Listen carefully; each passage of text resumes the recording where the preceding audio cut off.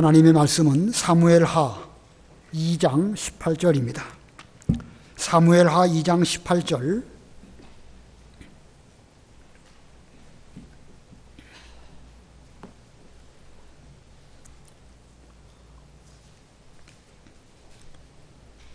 사무엘하 2장 18절.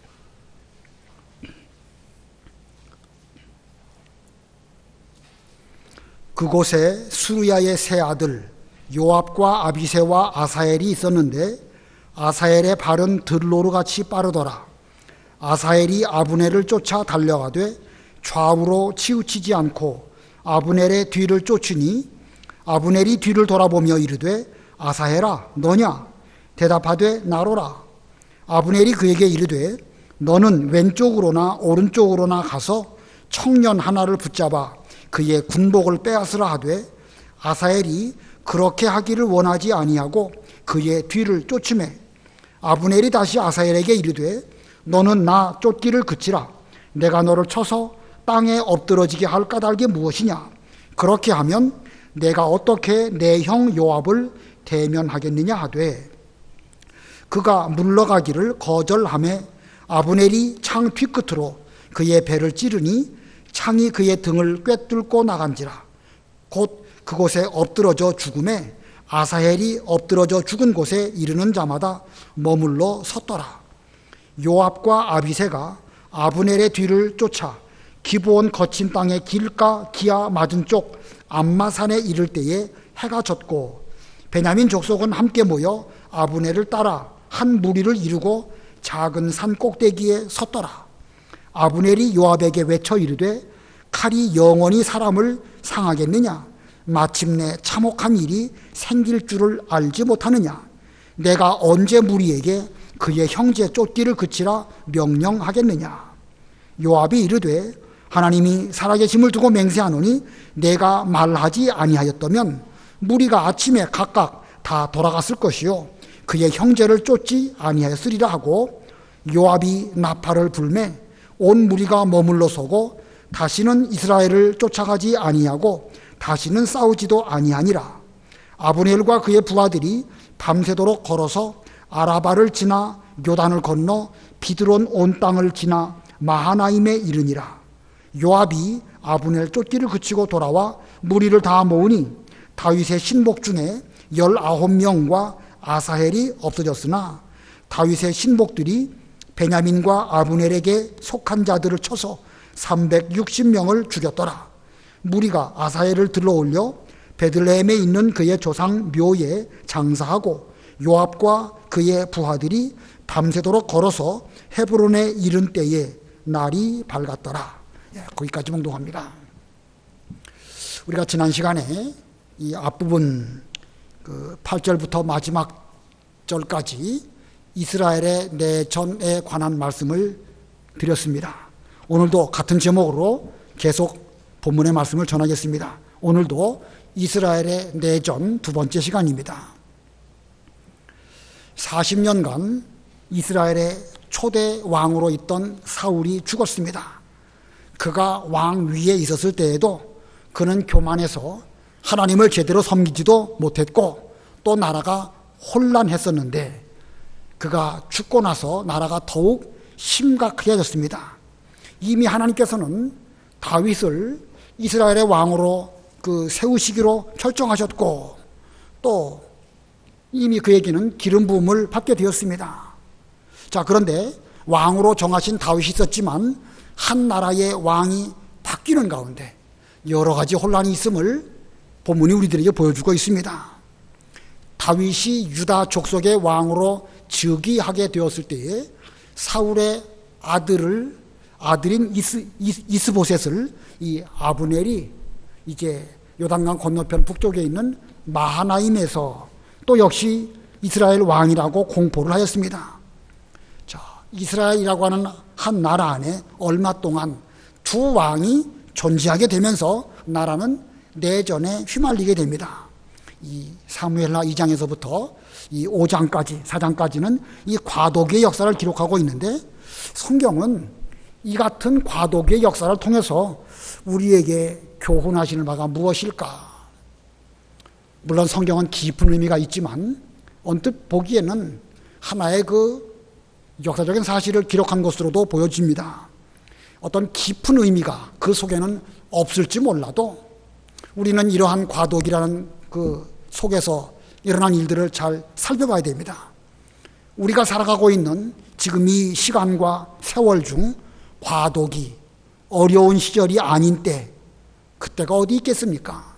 세상에는 항상 어렵고요, 항상 과도기입니다. 그래서 우리가 이 본 성경을 통해서 역사 속에 나타난 여러 가지 일들을 잘 살펴서 우리도 이 어려운 시기를 지혜롭게 잘 통과하고 또 여기에서 하나님의 나라를 세우는 사람이 될지언정 허무는 사람은 되지 않도록 해야 될 것입니다. 자, 오늘 본문을 살펴보기 전에 이스보셋을 왕으로 세운 이 아브넬이라는 인물에 대해서 지난 수요일 날 설명을 드리긴 했지만 다시 한번 간단하게 복습하겠습니다. 아브넬이라고 하는 이 인물은 사울 입장에서는 사울의 작은 아버지입니다. 또 사울이 죽은 지금 이스보셋이 왕이 되었는데 이스보셋 입장에서는 작은 할아버지입니다. 이 아브넬은 이미 하나님의 뜻이 사울은 죽었고 또 다윗이 이스라엘의 왕 될 것이라는 사실도 잘 알고 있었지만 그는 그와 같은 하나님의 뜻보다 자기 생각, 자기 집안 이걸 먼저 생각하고 자기 욕심에 따라서 행동한 그런 인물입니다. 자기 욕심을 이루기 위해서 그는 군사를 이끌고 기브온이라는 곳으로 오게 되었고 기브온에 연못이 하나 있었는데 연못 한쪽을 차지하고 있었을 때에 이 다윗 쪽에서는 다윗의 군사령관인 요압이 또 군사를 이끌고 그 연못의 맞은편에 이렇게 와서 서로 대면하고 있는 이런 상황입니다. 우리가 지난번에 첫 번째 대지로 기브온 못에서의 충돌을 배웠습니다. 기브온 그 연못에서의 충돌입니다. 서로 마주보고 대치하고 있을 때에 아브넬이 요압에게 큰 소리로 말합니다. 청년들에게 일어나서 우리 앞에서 서로 겨루게 하자. 개역 성경에는 소년들로 일어나서 우리 앞에서 장난하게 하자. 이런 뜻이라고 말씀을 드렸습니다. 지금 이 심각한 상황에서 아브넬은 사람 얼마만큼씩 서로 이렇게 나오게 해서 서로 우리 앞에서 겨룸으로 말미암아 심심하니까 장난이나 치자 이런 얘기입니다. 그래서 이쪽에서 12명, 저쪽에서 12명, 합이 24명이 서로 이제 앞으로 나와서 상대방의 머리를 아마도 왼손으로 잡았겠죠. 왼손으로 잡고 그리고 서로 오른손에 칼을 들고 상대방을 찌르는 이런 장난을 하였는데 이게 장난이 아니죠. 그래서 순간 서로 방패도 없이 그냥 찌르는 것만 하다 보니까 서로가 서로를 찔러 죽임으로 한순간 24명이 그만 그 자리에서 쓰러져 죽게 되었습니다.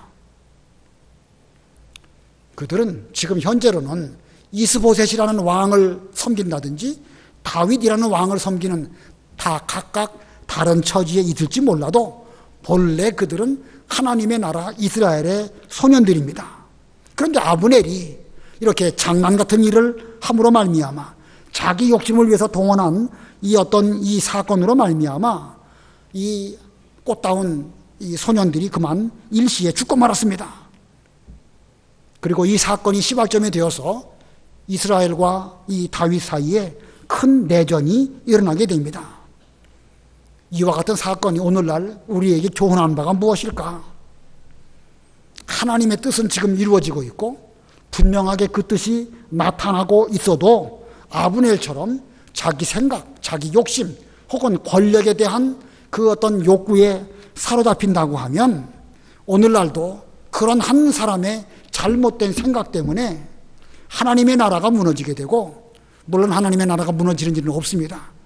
영적 예수님의 교회가 무슨 해를 당하는 법은 없습니다. 그러나 지상교회, 지상에 있는 우리 믿는 성도들에게 큰 해를 입힐 수도 있다는 사실을 우리는 이런 역사적인 사실을 통해서 아주 잘 배워야 할 것입니다.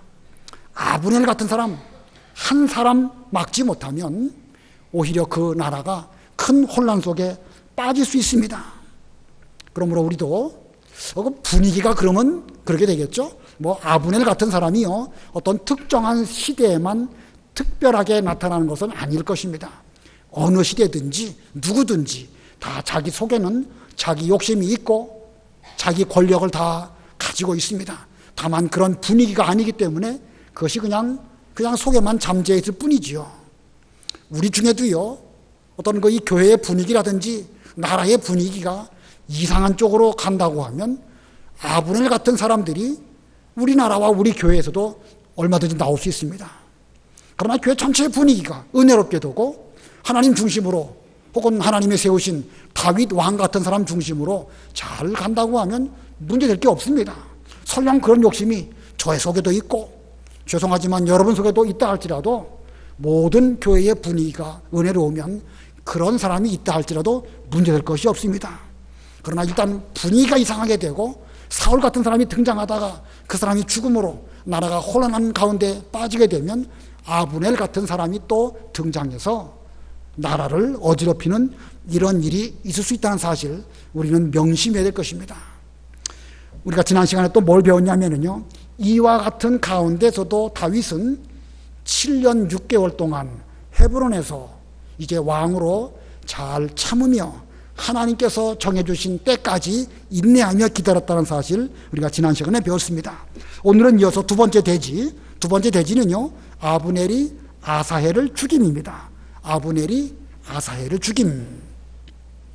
아까 그 아브넬이라는 사람의 그 말로 시작된 장난 같은 일이 이제 큰 싸움으로 번지는 가운데 아사헬이라고 하는 사람이 아브넬의 그 창에 찔려 죽는 그런 일이 발생하게 됩니다.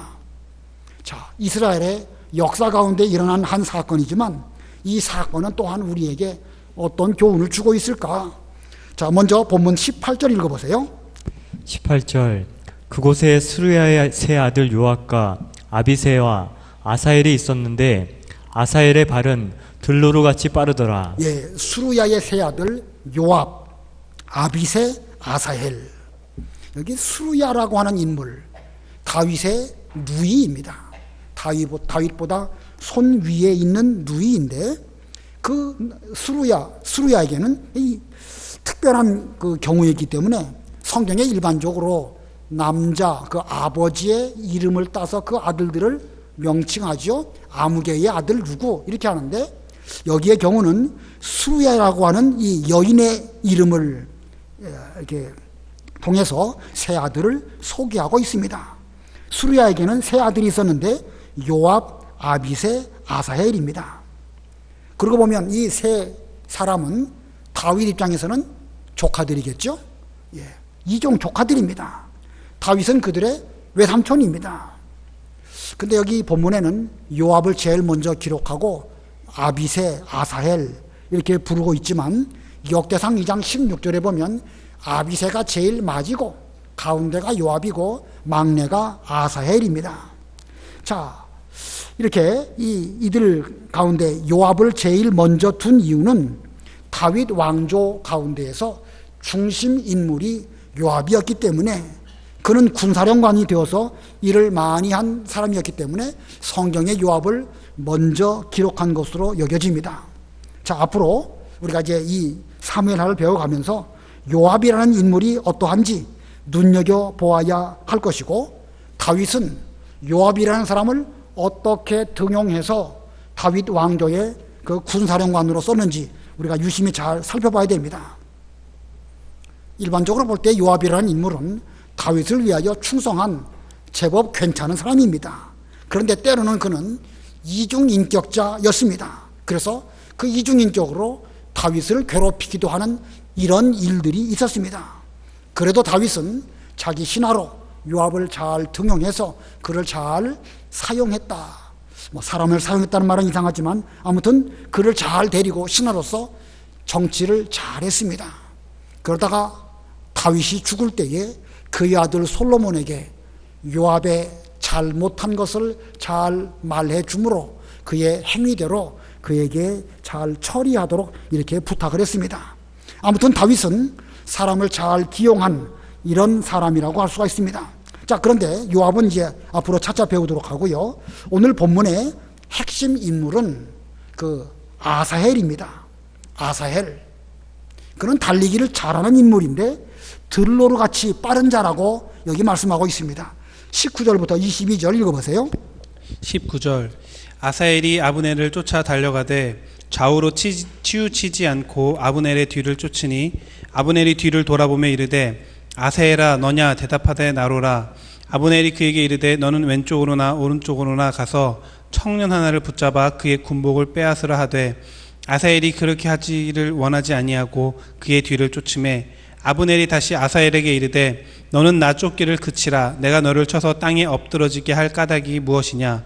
그렇게 하면 내가 어떻게 내 형 요압을 대면하겠느냐 하되. 예, 여기 아사헬, 아브넬 이름 헷갈리시죠? 예, 아사헬, 아브넬 이름이 좀 헷갈리는데 잘 이 분별하셔야 됩니다. 아사헬 아까 설명드린 것처럼 다윗의 조카이고 그 아빗의 그 요압 그리고 아사헬 맨 막내입니다. 그리고 아브넬 사울의 작은 아버지이고 아주 노련한 장군이었습니다.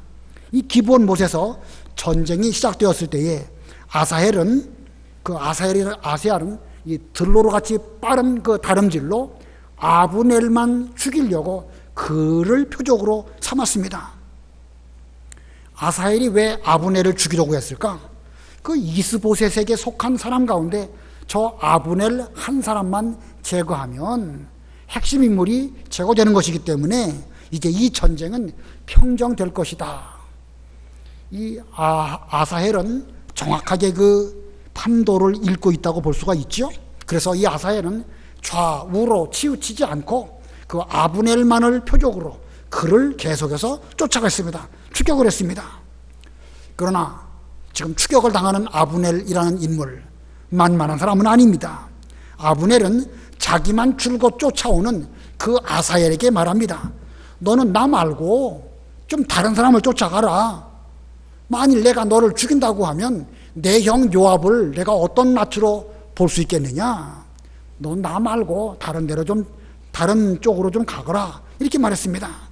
자, 이것은 진짜로 이 아브넬과 요압은 그 이전부터 서로 잘 아는 사이이기 때문에 한 말이기도 하지만 또 다른 면으로 보면은요, 자기가 처한 위기를, 아브넬이 자기가 처한 위기를 말로 모면하기 위해서 아사헬에게 너 좀 다른 데로 가라. 이렇게 적당하게 그를 회유한 이런 사람이라고 볼 수가 있습니다. 그는 한편으로는 백전노장의 그 장군이긴 하지만 또 다른 면으로 보면 교활하고 교묘하고 말 잘하고 임기응변에 능하고 이런 사람이라고 할 수 있습니다. 그런데 이와 같은 아브넬의 말에 아사헬은 흔들리지 않고 계속 쫓아갔습니다. 보면 23절 읽어보세요. 23절 그가 물러가기를 거절하매 아브넬이 창 뒤 끝으로 그의 배를 찌르니 창이 그의 등을 꿰뚫고 나가지라. 곧 그곳에 엎드러져 죽음에 아사헬이 엎드러져 죽은 곳에 이르는 자마다 머물러 섰더라. 예, 여기 24절 맨 앞에 그가 물러가기를 거절하매, 예, 이 아사헬은 아브넬이 뭐라고 말하든 그 말 듣지 아니하고 아브넬만을 표적으로 계속해서 쫓아갔습니다. 아사헬은 자기의 빠른 발을 믿고 아브넬을 쫓아가기를 멈추지 않았습니다. 이거 잘한 것일까요? 잘못한 것일까요? 아사헬이 이렇게 아브넬만을 표적을 두고 계속 그 사람만 쫓아간 것이 잘한 것일까? 잘못한 것일까? 이거 뭐 양면이 있겠죠? 다윗을 위한 충성심에서 보면 아주 잘한 것입니다. 다윗이라는 사람에게 충성해서 그 나라가 곧 하나님의 나라인 줄 알고 그 나라를 잘 세우기 위해서 어떤 한 가지 목적을 위해서 최선을 다하는 이 아사헬의 모습은 그 면을 보면 잘한 것입니다. 근데 결과적으로 보면 그 일 때문에 아사헬은 그만 창 뒤 끝으로 찔러가지고 죽임을 당하고 맙니다. 자기 목숨을 잃은 이것을 보면 이건 너무나 지나치게 무모한 이런 행위였다고 볼 수가 있습니다.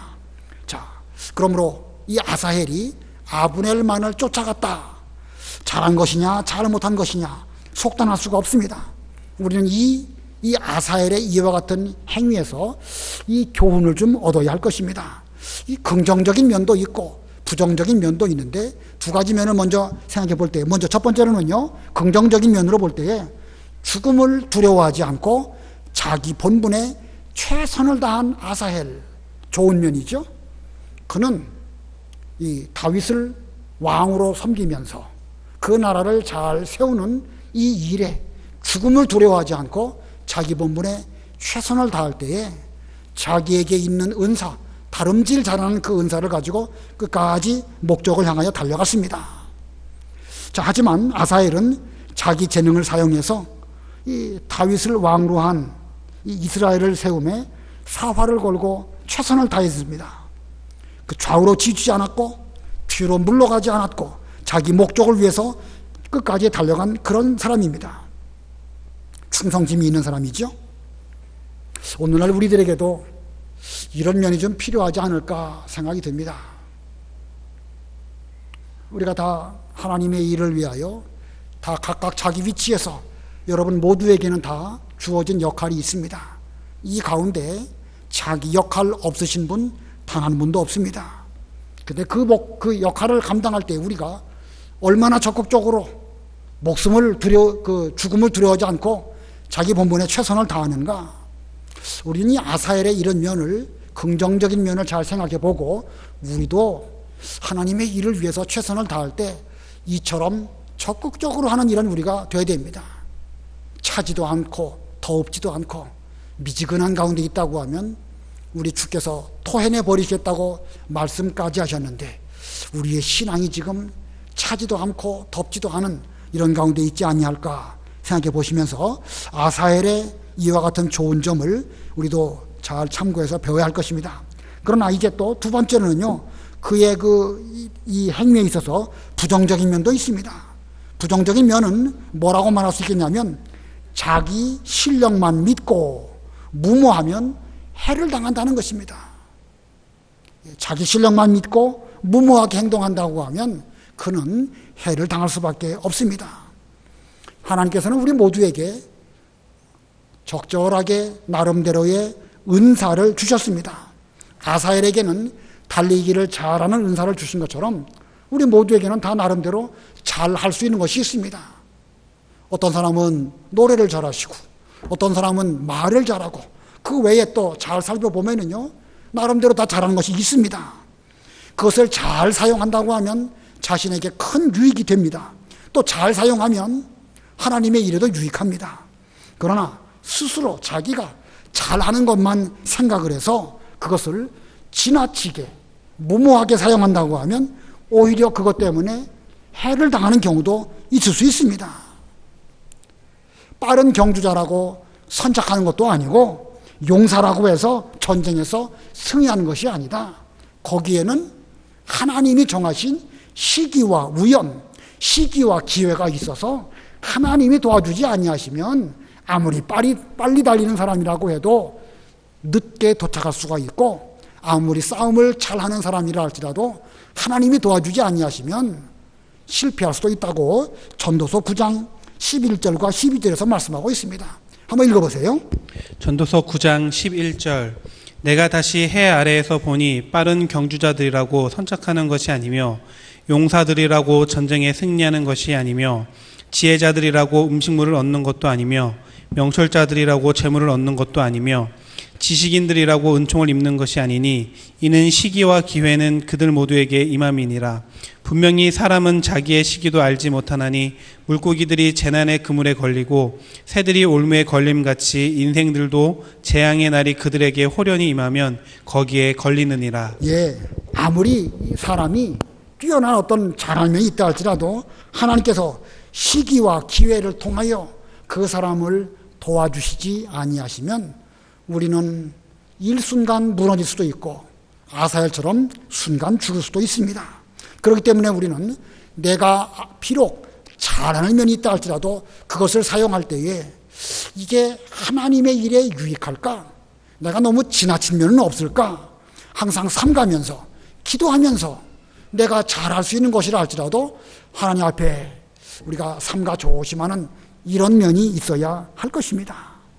이 아사헬은 지나치게 무모하다가 그만 아브넬의 창 뒤끝에 찔려가지고 죽고 말았습니다. 그러므로 그가 자기 본분에 최선을 다하는 그 면도 우리는 생각해야 되고, 또 다른 면으로는 내가 내 실력만 믿고 지나치게 무모하지 않은가, 이 양면을 잘 생각해서 조심조심 기도하는 가운데 하나님의 일을 해야 할 것입니다. 그러므로 우리는 모든 면에서 이 중용 적저 하나님의 뜻을 찾아서 올바른 길로 가야 됩니다. 충성한다고 해서 지나치게 자기 어떤 실력만 믿고 나아가면 오히려 그것이 위험할 수 있습니다. 본분에 최선을 다하는 가운데서도 우리는 무모하지 않도록 조심하는 가운데 하나님의 일을 잘한다면 얼마나 좋겠습니까? 아사엘이 이때에 물론 하나님의 섭리대로 하나님의 어떤 뜻이 있어서 죽었다고 볼 수가 있지만, 이때 죽지 아니하고 자신의 몸을 잘 돌보았다고 하면 그는 그 뒤에 더 큰 일에 쓰임을 받을 수도 있었을 것인데, 애석하게도 그만 여기서 죽고 말았습니다. 자, 그 다음에 이 본 사건에서 이 아브넬이라고 하는 사람, 이 사람은 명분과 체면, 이것을 얼마나 소중하게 여기는 사람인지 알 수 있습니다. 물론 우리가 어떤 일을 할 때 명분도 중요하고요, 사람 앞에 체면도 중요합니다. 그런데 이 아브넬은 자기가 아사엘을 죽이는 그 행위를 함에 있어서도 자기 행위를 정당화하기 위해서 몇몇 가지 말을 하고, 내가 너를 죽인다고 하면 내 형 요압 보기에 내가 얼마나 부끄럽겠느냐, 이렇게 말하면서 마치 자기는 그 아사헬을 죽일 뜻이 없었는데 어쩔 수 없이 죽였다. 물론 그런 면도 있기는 있지요, 어느 면에서 보면. 그러나 이 여러 정황상으로 볼 때에 이 아브넬이라는 사람이 얼마나 말을 교활하게 잘하는 사람인가, 잘할 수가 있습니다. 처신을 잘한 면은 있지만 지나치게 인간적으로, 인본의적으로 교활한 사람이었다. 자, 이 아사엘을 죽인 아브넬, 결국 그 사람도 비참하게 죽습니다. 이스보셋을 이 왕으로 삼을 때에도 자기 욕심을 채우기 위해서 했고, 또 전쟁을 걸기 위해서 기브온 연못에 올 때에도 그는 아주 교활한 방법을 썼고, 지금 이 아사엘을 죽일 때에도 그는 아주 교활한 방법을 썼는데 자신도 그렇게 죽습니다. 사무엘하 3장 27절 읽어보세요. 3장 27절. 아브넬이 헤브론으로 돌아오매 요압이 더불어 조용히 말하려는 듯이 그를 데리고 성문 안으로 들어가 거기서 배를 찔러 죽이니 이는 자기의 동생 아사엘의 피로 말미암이더라. 예, 아브넬도 그렇게 아사엘을 죽였듯이 자기도 이 아사엘의 형 요압에게 죽임 당할 때에 상대방에게 속아가지고 이렇게 죽었습니다. 자, 이것이 세상 돌아가는 이치겠죠. 물론 올바른 이치는 아닙니다. 인간사회가 그렇다는 것입니다. 행한 대로 거두게 하시는 것이 하나님의 방법입니다. 아무쪼록 우리는 격동당하는 여러 가지 이런 시간 속에서 자신의 처신을 하나님 앞에 삼가고 조심하면서 우리에게 주어진 일에 최선을 다하는 이런 우리가 되어야 되겠습니다. 그 다음에 세 번째 대지로, 이 마지막 대지로 휴전입니다. 휴전. 24절부터 32절까지가 휴전입니다. 이 아브넬이 일으킨 내전에서 이 아브넬의 군사들은 패하여 도망가게 되었습니다. 그때 베냐민 족속 중에 아브넬을 따라간 그런 또 무리가 있었습니다. 24절, 25절 읽어보세요. 24절. 요압과 아비새가 아브넬의 뒤를 쫓아 기브온 거친 땅의 길가 기아 맞은 쪽 암마산에 이를 때 해가 졌고 베냐민 족속은 함께 모여 아브넬을 따라 한 무리를 이루고 작은 산 꼭대기에 섰더라. 예, 앞뒤의 정황을 다시 한번 설명을 드리면요, 아브넬이 저 멀리에서부터 요단강 동쪽 건너편 마하나임에서부터 기브온 연못까지 와서 지금 연못에서 어떤 충돌이 있어가지고 지금 큰 전쟁으로 점점 번져갑니다. 번져가는 그때에 베냐민 사람들이, 베냐민 족속이 이 아브넬을 따라서 한 무리를 이루고 작은 산 꼭대기에 섰다. 본문에 그렇게 말씀하고 있습니다. 이 베냐민 족속은 저 마하나임에서부터 온 사람들이 아니에요. 이 기브온 근처에 있었던 사람들인데 지금 아브넬이 이 다윗 왕 그 군대와 전쟁하니까 베냐민 지파가 적당한 사람들이 그쪽을 쫓아간 것입니다. 그들이 왜 쫓아가는지 이해가 되시나요? 사울이 베냐민 지파고 아브넬이 베냐민 지파고 베냐민 지파에서 왕이 나와야 자기들의 기득권을 유지할 수 있을 줄 알고 지금 이 베냐민 족속 몇몇 사람들이 아브넬을 따라 나선 것입니다. 자, 이것이 인간 세계의 한 단면이라고 할 수가 있겠죠.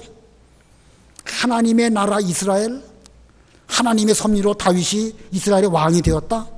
그들은 거기에 관심이 없습니다. 다윗이 왕 되는 거 오히려 그들은 원치 않으면서 자기들 지파의 그 출신인 사울과 그 계통에서 왕이 나와야 한다라고 하는 생각으로 지금 그들은 아브넬을 따라 나선 것입니다. 아브넬은 자기 욕심으로 이 일을 하는 것이고 베냐민 지파는 자기 족속의 기득권 때문에 이렇게 한 것입니다.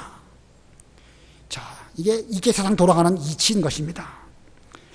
똑같이 가만히 생각해 보면은요, 지금도 그와 같은 일들이 우리 주변에 계속해서 일어나고 있습니다. 분별력이 없기 때문에 그런 일이 일어나기도 하고 분별력 자체가 저들에게는 중요한 것도 아닙니다.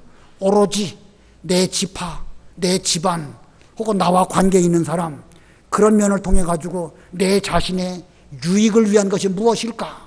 하나님의 뜻, 교회, 무슨 진리 문제 이런 것을 생각하지도 않고 오로지 거기에만 매몰돼 가지고 편협하게 그 길을 걸어가는 것, 이것이 이 사무엘 하에 나타나고 있는 역사적인 사실이고 오늘날도 그와 같은 일들이 일어나고 있는 것입니다. 우리는 이런 걸 보면서 이게 옳다는 게 아닙니다. 성경은 뭘 교훈하는가? 우리는 적어도 하나님의 나라에서 하나님의 뜻이 무엇인지, 그리고 하나님의 나라를 세워나가는 것이 무엇인지를 분별하고 그렇게 욕심에 휘둘리지 말고 자기 기득권을 위해서 휘둘리는 그런 어리석은 사람이 되지 말라고 성경은 이런 말씀을 기록하고 있습니다. 아무쪼록 지금도 그런 일이 벌어지고 있기는 하지만 적어도 우리만큼은 하나님의 뜻을 분별하고 내 자리를 잘 지키면서 지금 조금 힘들고 어려워도 끝까지 하나님의 뜻이 분명하게 나타날 때까지 참고 기다리는, 다윗이 7년 6개월을 잘 기다린 것처럼 우리도 기다릴 줄 아는 그런 우리가 되어야 되겠습니다. 자, 이렇게 궁지에 몰리게 되었는데, 물론 베냐민 지파가 따라갔지만 궁지에 몰린 아브넬이 휴전을 요청합니다. 26절로 29절 읽어보세요. 26절 아브넬이 요압에게 외쳐 이르되 칼이 영원히 사람을 상하겠느냐? 마침내 참혹한 일이 생길 줄을 알지 못하느냐? 내가 언제 무리에게 그의 형제 쫓기를 그치라 명령하겠느냐? 요압이 이르되 하나님이 살아계심을 두고 맹세하노니 내가 말하지 아니하였다면 무리가 아침에 각각 다 돌아갔을 것이요 그의 형제를 쫓지 아니하였으리라 하고, 요압이 나팔을 불매 온 무리가 머물러 서고 다시는 이스라엘을 쫓아가지 아니하고 다시는 싸우지도 아니하리라. 예, 거기까지. 자, 여기 26절에 아브넬이 한 말이 무슨 뜻인지 이해가 되시죠? 계속해서 칼로 사람을 죽여야만 하겠느냐? 계속 이렇게 하자만 한다고 하면 얼마나 더 참혹한 일이 벌어질지 생각해라. 어서 형제 그 쫓기를 그치라고 명령하라. 지금 아브넬이 한 말입니다. 자기가 궁지에 몰리니까 이제 형제라는 거예요. 사실 싸움을 시작한 사람은 요압이 아니고 아브넬이죠.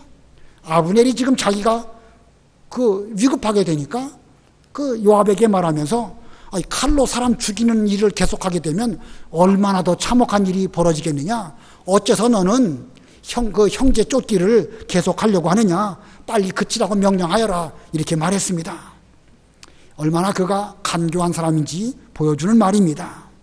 앞에 14절에서는 그가 싸움을 부추기고 젊은 소년들로 하여금 장난치게 만들다가 큰 전쟁이 벌어지도록 그렇게 해놓고서는 이제 와갖고서는 내가 형제 치기를 언제까지 하겠느냐 이렇게 말하고 있습니다.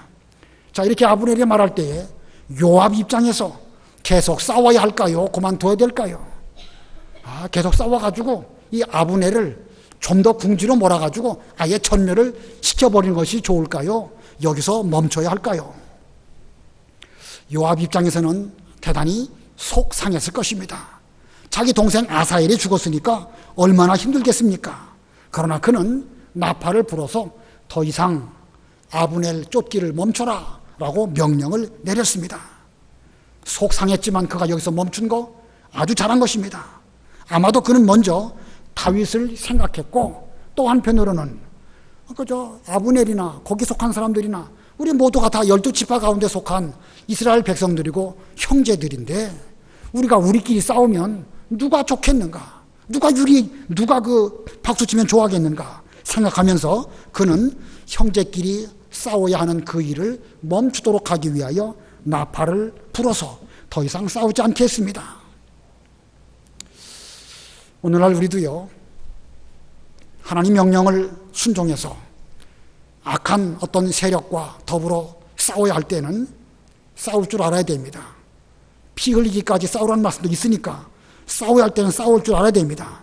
그러나 어느 시점이 멈춰야 할 때냐, 어느 시점에 멈추는 것이, 그치는 것이, 그것이 하나님의 일에 유익하고 이것이 진리를 잘 세우는 것인가, 이것을 분별할 수 있는 사람, 그 사람 현명한 사람입니다.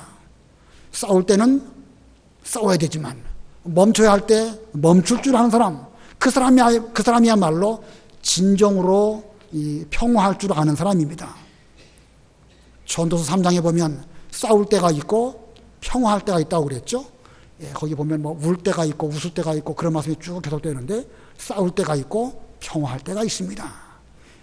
이 요압은 지금이야말로 형제간에 더 이상의 싸움을 멈춰야 할 때인 줄로 알고 그런 나팔을 불어서 휴전, 곧 평화를 이제 선언하였고, 그때부터 그들은 더 이상 싸우지 아니하고 다 각각 자기 곳으로 돌아갔습니다. 자, 괜찮은 장군이죠. 요압이 이런 면으로 보면 정말로 괜찮은 사람입니다. 그 뒤에 30절로 32절 읽어보세요. 30절.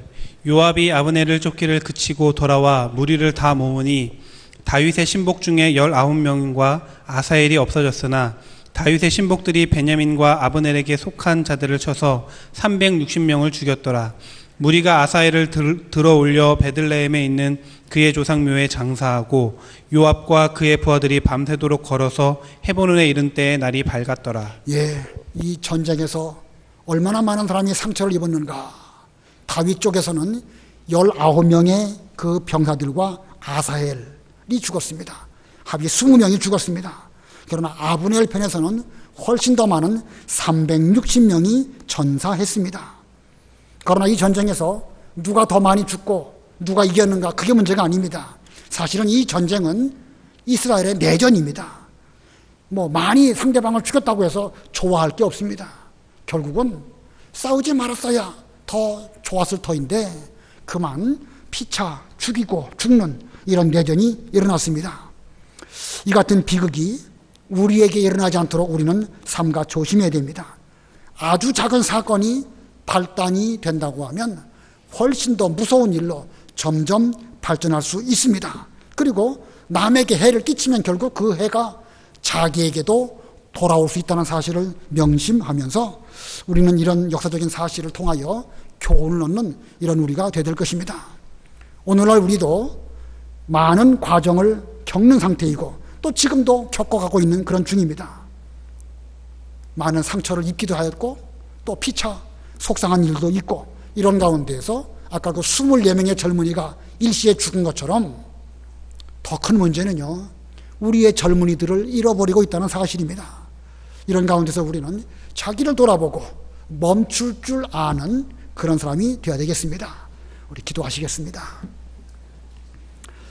하나님 아버지, 사울 왕이 살아있을 때에도 나라가 어지럽더니 그가 죽음으로 인하여 이스라엘 나라 속에 여러 가지 큰 문제가 생기고 젊은이들이 죽고 일시에 360명, 20명, 아사엘 같은 유능한 인물이 죽는 이런 일이 발생하고 말았습니다. 하나님, 이 역사가 우리에게 무엇을 교훈하는지 명심하는 저희들 되게 해 주시옵소서. 하나님, 아브넬이 본래 이스라엘 나라의 군사령관으로서 훌륭한 장군이었지만 그가 어떤 상황을 만났을 때에 그는 자기 욕심에 이끌려서 이렇게 교활한 사람이 되어서 참으로 많은 해를 끼치고 말았습니다. 하나님, 오늘날도 우리 모두가 다 방심하면 나부터도 내 속에 그와 같이 악한 부패성과 교활함이 있다는 사실을 명심하여 우리 모두가 평안한 교회, 하나님의 말씀 앞에 다 순종하는 그런 좋은 교회가 되어서 어떤 무모한 일이 우리 가운데 일어나지 아니하도록 하나님 은혜를 베풀어 주시옵시기를 간절히 원합니다. 요압에게는 참 좋지 못한 면도 분명 있었지만 그는 멈추어야 할 때에 멈출 줄 아는 그런 사람이었기 때문에 아브넬로 말미암아 일어난 내전이 요압으로 말미암아 멈추게 되었습니다. 하나님, 저희들도 의를 위하여 진리를 위하여 싸워야 할 때와 또한 화평해야 될 때가 언제인지 잘 분별하는 저희들이 다 되게 주시옵소서. 하나님 아버지, 바라옵기는 우리나라의 기독교와 교회가 어지러움으로 인하여 젊은 사람들이 교회를 떠나가는 이런 일이 발생하고 있습니다. 우리 교회에 속한 어린 자녀들, 어릴 때부터 하나님 말씀을 잘 일깨워서 평생 그 말씀이 우리 자녀들의 마음속에 살아 역사하게 해 주시옵시고, 그들이 어려운 일을 만났을 때에도 말씀의 인도를 받아서 자기 자리를 잘 지키는 그런 젊은 사람들 되게 해 주시옵소서. 병중에 있는 성도들 붙들어 주시옵시고 상당한 가정 위에 은혜 베풀어 주시옵소서.